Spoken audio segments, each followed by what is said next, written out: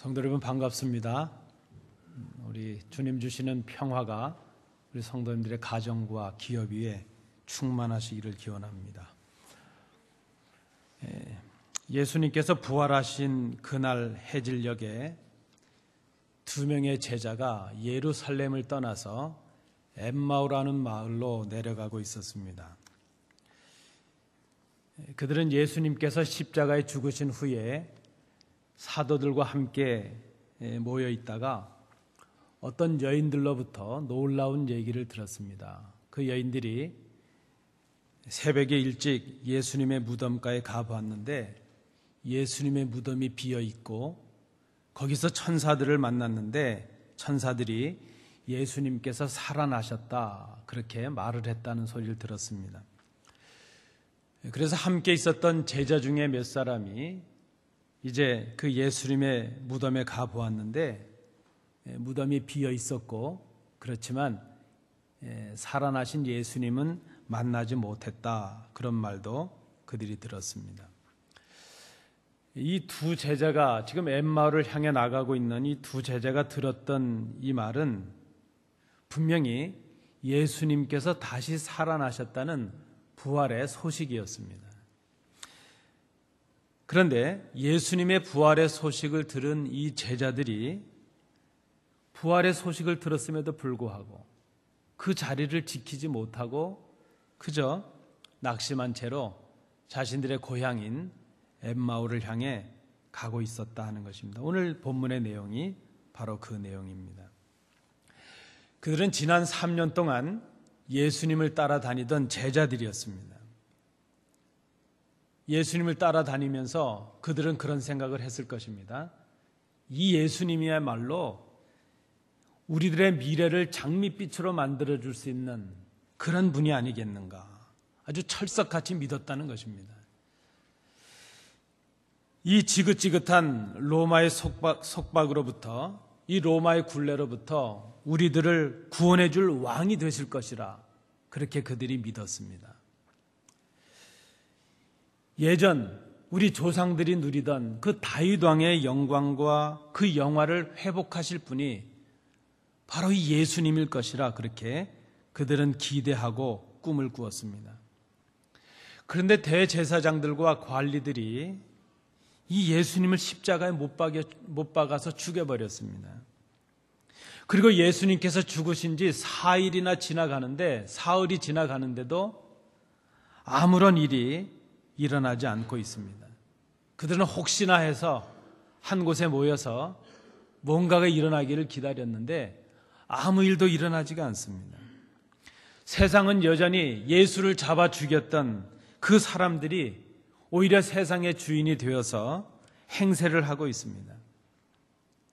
자신들의 기대가 무너졌다는 그 실망감, 그리고 더 이상의 어떤 기대도 남아있지 않다는 그 좌절감과 절망감을 가지고 이제 그들은 예루살렘을 떠나서 자신들의 고향인 엠마오로 돌아가고 있습니다. 바로 주님께서 부활하신 그날에 그들은 실망하고 예루살렘을 떠나고 있는 것입니다. 성도 여러분, 오늘이 부활절 넷째 주일입니다. 부활절이 지나고 3주째가 지나가는 날입니다. 우리는 예수님께서 부활하셨다는 소식을 들었습니다. 그리고 지금까지 우리는 얼마나 많은 부활절을 경험해 왔는지 모릅니다. 우리는 서로 부활을 축하하고 찬양도 드렸습니다.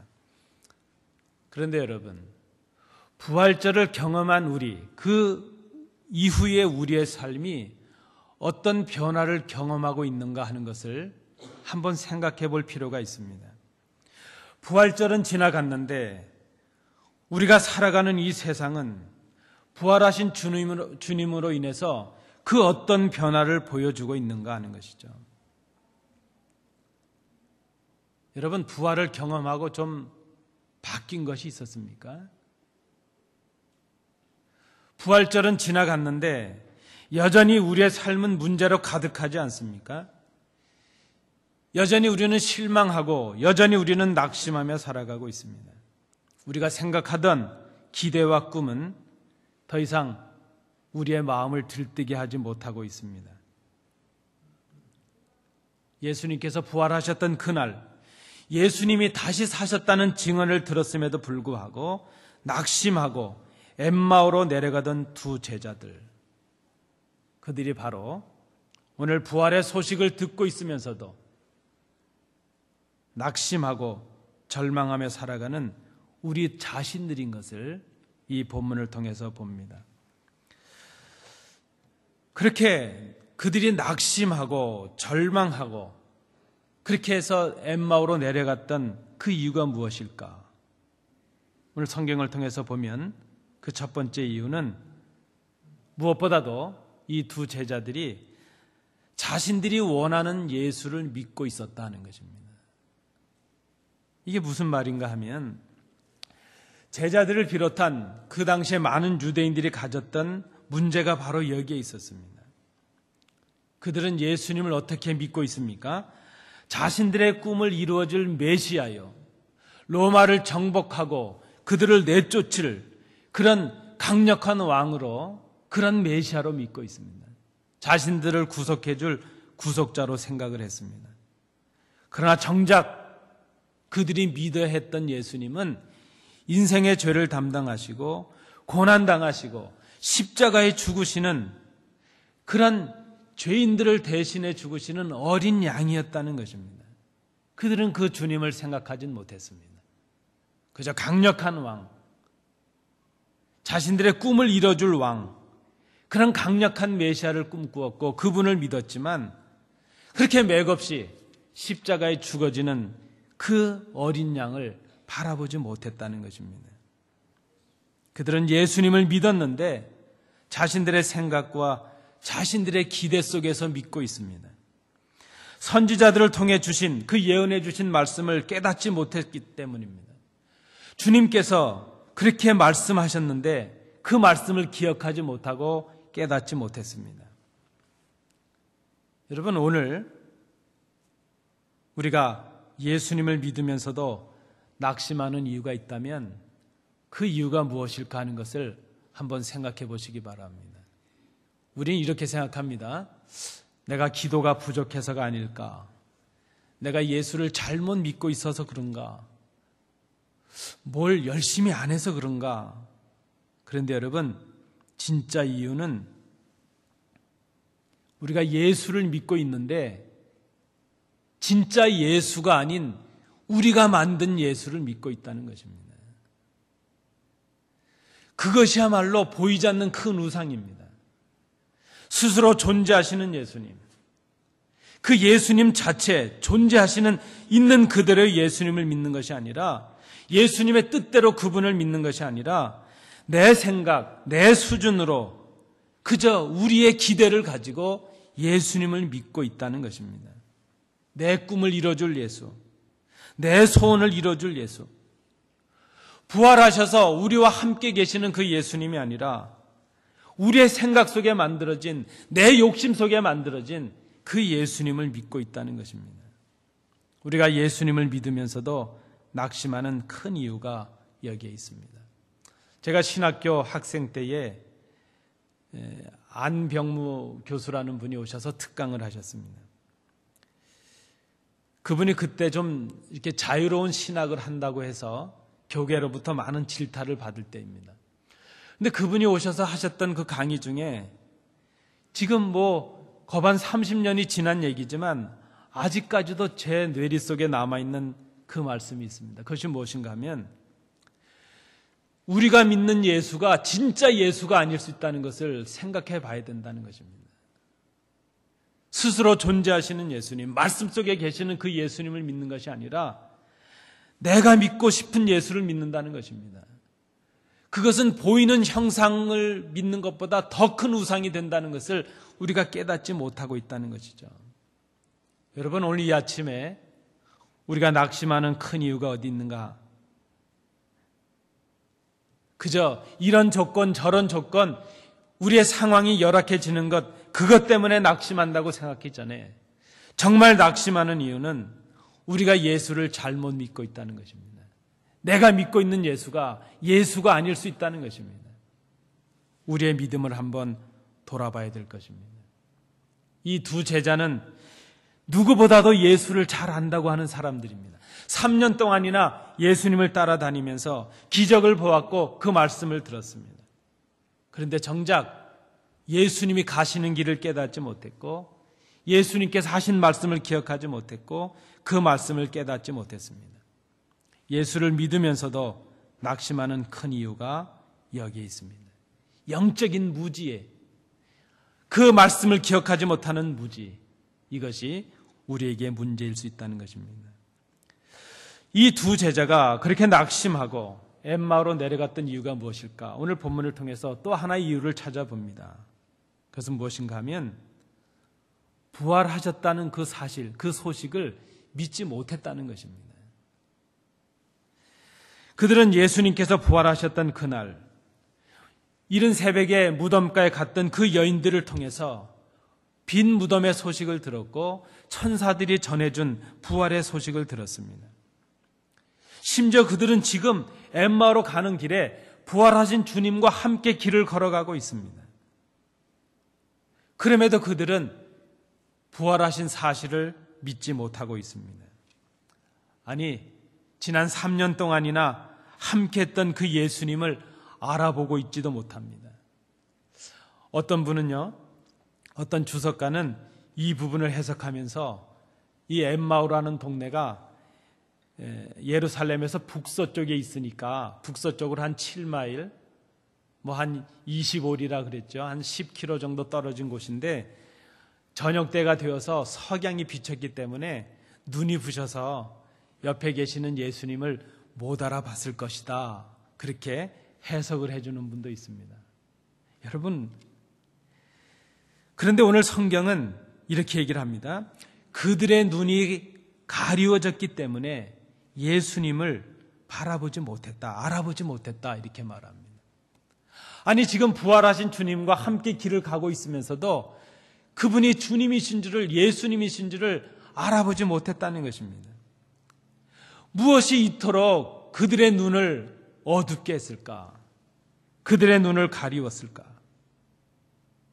아마 절망감 때문이었을 것입니다. 그렇게 기대했던 예수님이 그렇게 맥없이 죽어버리시다니, 아마 그 절망감 때문에 그들은 영적인 눈을 뜨지 못했을 것입니다. 눈을 뜨고 보면서도 예수를 알아보지 못했을 것입니다. 그러나 여러분, 진정 이 제자들이 예수님을 알아보지 못한 이유는 예수님의 말씀을 기억하지 못했기 때문이요, 예수님의 말씀을 믿지 못했기 때문이라는 것입니다. 결국 이들이 낙심했던 이유는 말씀에 대한 무지 때문이요, 말씀에 대한 불신앙 때문이었다는 것입니다. 그렇게 주님께서 내가 죽었다가 다시 살아나실 것이라 그렇게 말씀하셨는데도 그 말씀을 기억하지도 못했습니다. 그 말씀을 믿지 못했습니다. 여러분, 좀 그 정도 말씀을 들었으면 이제는 좀 생각이 바뀔만 하고 믿음도 좀 깊어질 만도 하지 않겠습니까? 그만큼 말씀을 좀 들었다면 이제는 우리의 삶이 좀 변할 만도 하지 않겠습니까? 어떤 연로하신 목사님께서 후배 목사들에게 그렇게 말씀을 하십니다. 이제 목사가 될 신학생들에게 오셔서 한 40년 정도 목회하신 목사님께서 목회의 경험을 통해서 이제 이렇게 가르쳐 주시는 것이죠. 그 과목을 우리가 목회 실습이라고 신학교 마지막 과정 중에 있는 그런 과목입니다.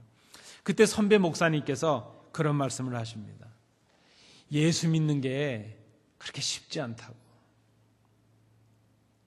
왜 예수 믿는 게 쉽지 않은가? 특별히 교역자들, 우리 목사들에게 예수 믿는 것이 쉽지 않다고.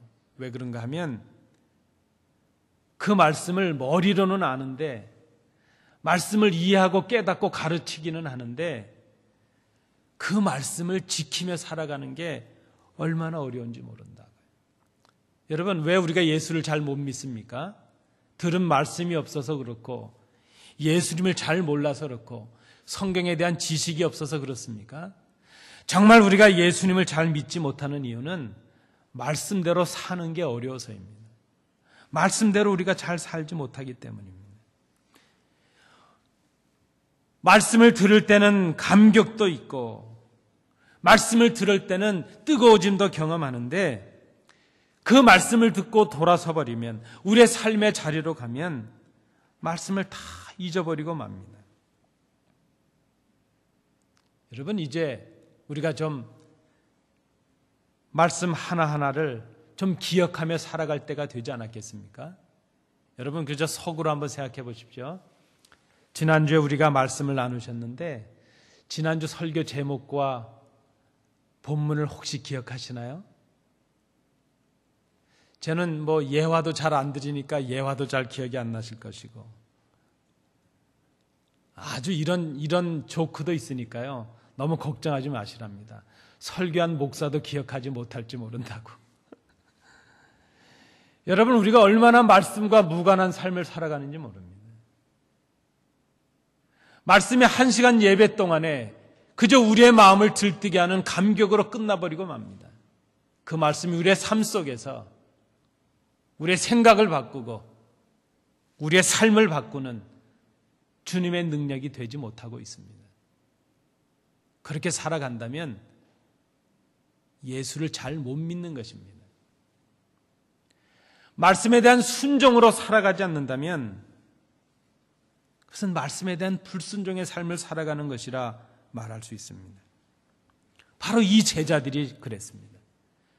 주님과 함께하면서 그 말씀을 들었는데 기적을 경험하고 말씀을 들을 때는 감격도 있었는데 막상 주님께서 십자가를 지시고 돌아가시고 나니까 주님께서 하셨던 말씀을 다 잊어버리고 말았습니다.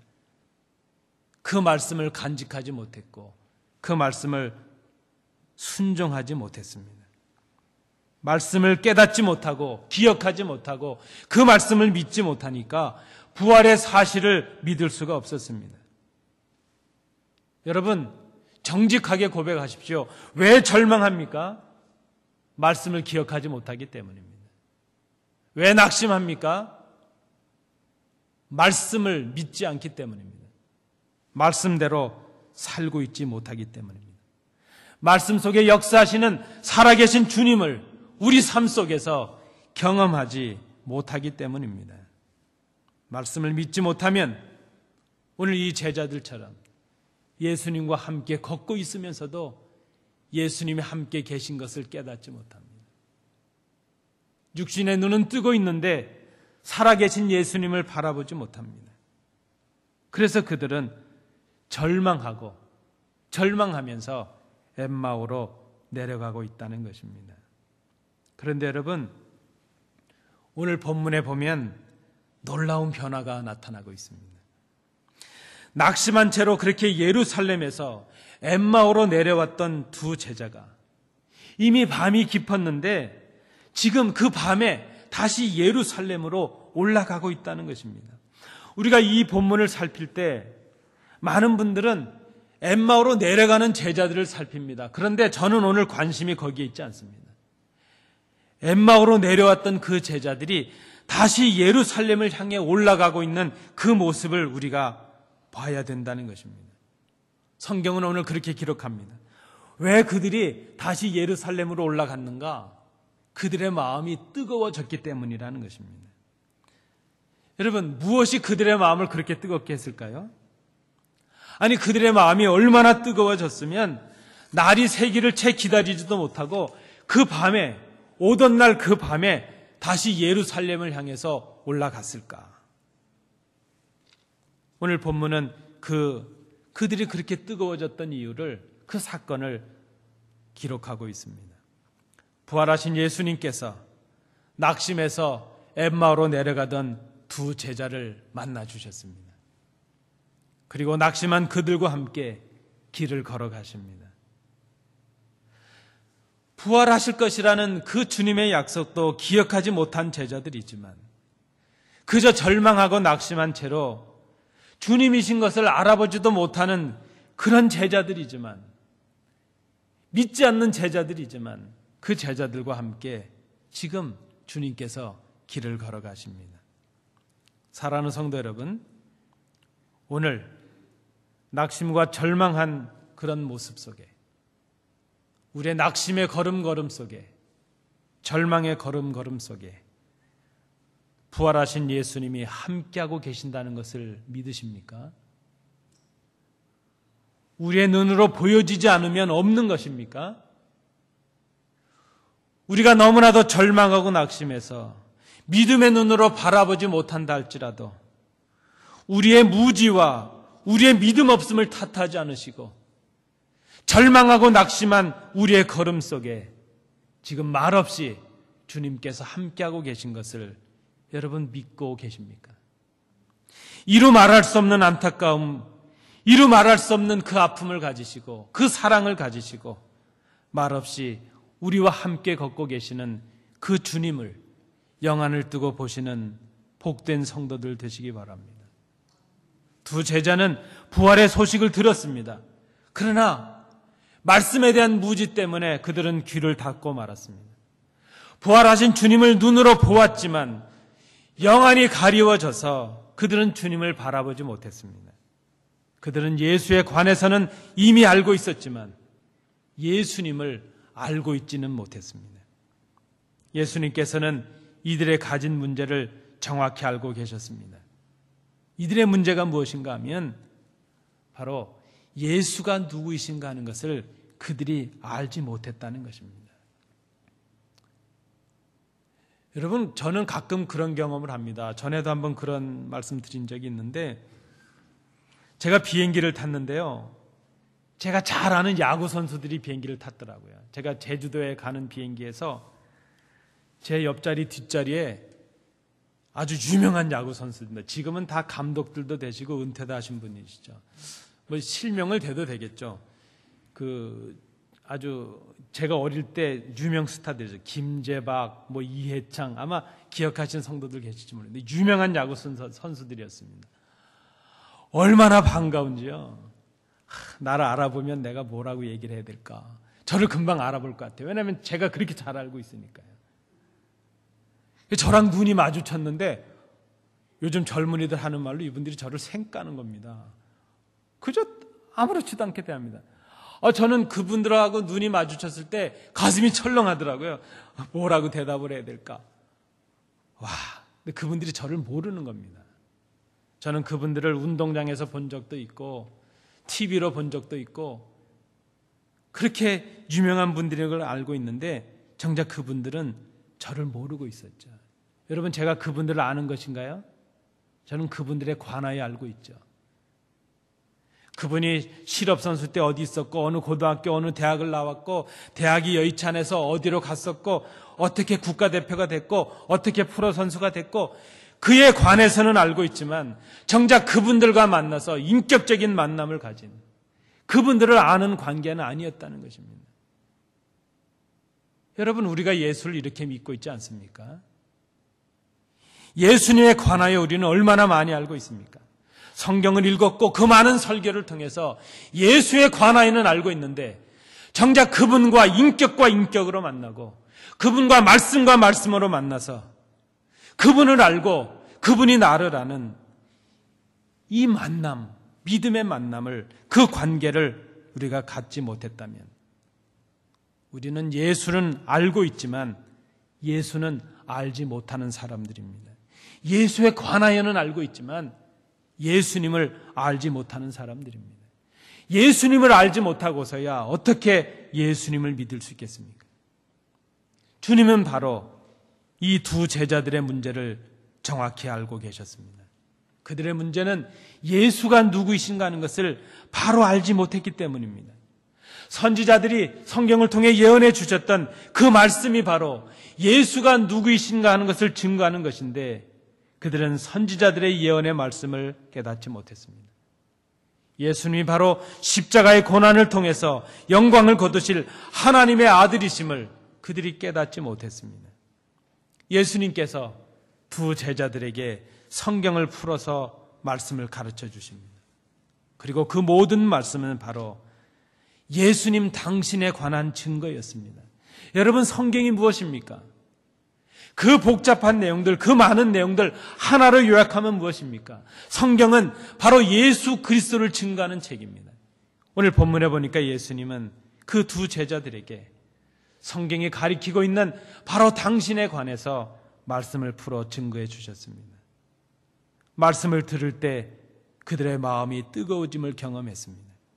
그들은 말씀을 통해서 그리스도가 누구이신가 하는 것을 발견하게 되었습니다. 그리고 저녁 식사를 나눌 때 떡을 가지사 축사하시고 그들에게 나눠주시는 그 주님을 보게 되었습니다. 아마 그들은 그때 들판에서 떡을 나눠주시던 오병이의 기적을 베푸시던 주님을 기억했을 것입니다. 말씀을 통하고 주님과 식사의 교제를 나눌 때에 그때 그들은 눈이 밝아짐을 경험했습니다. 비로소 그때 그들이 예수님을 알아보게 되었습니다. 지난 3년 동안 예수님을 따라다니면서 얼마나 많은 이적을 보았습니까? 그 이적을 보면서 그들이 얼마나 흥분했습니까? 그들이 얼마나 마음이 뜨거워졌습니까? 그러나 그때 뜨거워진 것은 그들의 마음이 아니라 그들의 머리였습니다. 그런데 오늘 말씀을 깨달을 때에 비로소 그들의 마음이 뜨거워짐을 경험하게 되었습니다. 여러분, 마음이 뜨거워져야 생각이 바뀔 수가 있습니다. 우리의 마음이 뜨거워져야 인격이 바뀌고 삶이 바뀔 수가 있습니다. 우리의 마음을 뜨겁게 할 수 있는 것은 이적이 아닙니다. 우리의 경험이 아닙니다. 바로 말씀입니다. 그들이 말씀을 온전히 깨닫게 될 때에 주님을 바라보게 되었습니다. 그때 마음이 뜨거워짐을 경험하게 되었다는 것입니다. 말씀을 깨닫게 되었을 때에 비로소 오늘 아침에 여인들이 전해진 그 빈 무덤의 얘기, 천사들이 말했다는 예수님이 다시 사셨다는 얘기가 믿어지기 시작합니다. 그때 비로소 그들은 예수님의 말씀대로 구약 선지자들이 예언했던 그 증거가 바로 예수님을 가리키는 것임을 믿게 되었습니다. 그때 비로소 그들은 죽었다가 다시 살아날 것이라 하셨던 예수님의 말씀이 기억이 되고 그 말씀이 믿어지기 시작했습니다. 그때 비로소 그들은 예수님이 다시 사셨다는 사실이 믿어졌다는 것입니다. 여러분, 오늘 우리에게 부활을 지나고나 있는 우리들에게 이런 경험이, 이런 변화의 감격이 일어나고 있는가 하는 것이죠. 우리는 지금까지 얼마나 많은 부활절을 지나왔습니까? 그러나 부활의 소식이 우리에게 부활의 신앙이 되지 못하고 부활의 능력이 되지 못합니다. 부활의 사실을 믿지 못합니다. 그 부활의 사실이 우리의 삶 속의 능력이 되지 못합니다. 왜 그렇습니까? 우리의 마음이 뜨거워지지 못하고 있기 때문입니다. 우리의 일상의 식탁이 주님이 떼어주시는 은혜의 자리인 것이 경험되고 있으십니까? 말씀을 들을 때마다 우리의 삶 속에서 주님의 은혜를 경험할 때마다 우리의 눈이 밝아지는 경험들을 하고 계십니까? 여러분, 그런 말이 있습니다. 머리는 차가워야 하고 가슴은 뜨거워야 한다는 말이 있습니다. 그런데 여러분, 점점 우리는 흥분하기를 원합니다. 점점 우리의 머리는 뜨거워져만 가고 우리의 가슴은 냉랭해져 가는 그런 사람들이 되고 있지는 않으십니까? 정말 우리는 말씀으로만 뜨거워질 수 없는 그런 사람들입니까? 정말 우리는 우리의 일상의 삶 속에서 베푸시는 그 하나님의 은혜, 그 주님의 은혜를 바라볼 수 없는 그런 사람들입니까? 그저 우리는 우리를 흥분시키는 그런 기적만을 바라고 그런 신비한 경험들만을 구하고 있지는 않습니까? 내 꿈이 이뤄지는 그런 감격, 그런 흥분, 그것만을 가지고 은혜라고 구하고 있습니까? 주님의 말씀을 들을 때에 우리의 마음이 뜨거워지는 그 진정한 은혜를 경험하는 복된 성도들 되기를 간절히 원합니다. 그런 은혜의 감격, 말씀의 감격이 있을 때에 일상의 우리의 삶 속에서 베푸시는 은혜를 바라볼 수 있는, 우리와 동행하시는 주님을 바라볼 수 있는 영안이 우리에게 뜨이게 될 것입니다. 오늘 본문을 보십시오. 부활하신 주님을 만나고 마음이 뜨거워진 그 두 제자는 그냥 그 자리에 머물 수가 없습니다. 그저 낙심하고 내려왔던 엠마오 그곳이지만 이제 그 자리를 그저 머물 수가 없습니다. 우리가 말씀을 깨닫고 말씀을 통해서 부활하신 주님을 만났다는 제일 큰 증거가 무엇이겠습니까? 그 뜨거운 마음을 증거하는 사람이 된다는 것입니다.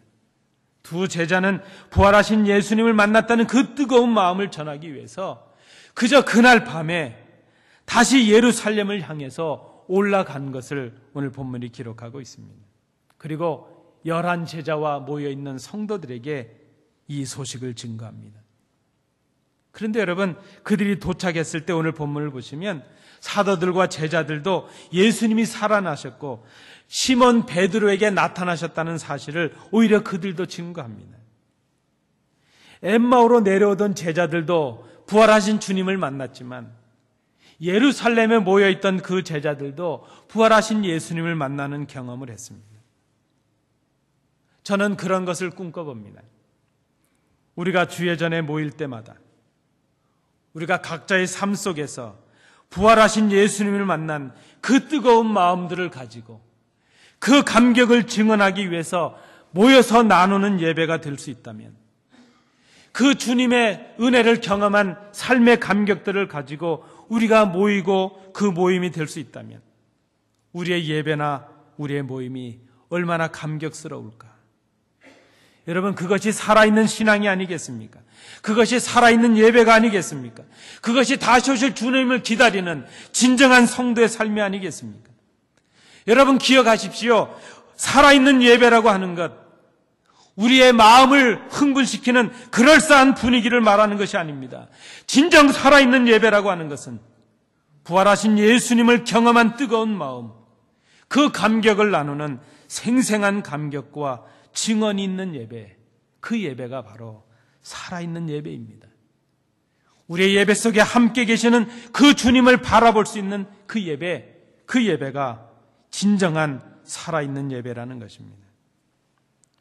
아무리 어렵고 고통스럽다 할지라도 한숨과 눈물이 터져나오는 절망의 터널을 우리가 지금 지난다 할지라도 부활하신 예수님께서 우리의 실망과 절망의 이 걸음걸이에 함께하고 계신다는 것을 우리가 볼 수 있다면, 여러분, 우리가 이 절망을 이길 수 있지 않겠습니까? 우리가 모든 것이 다 끝났다고 하는 그 순간에 지금 주님이 나와 함께하고 계신다는 것을 믿을 수 있다면 우리의 마음이 다시 뜨거워질 수 있지 않겠습니까?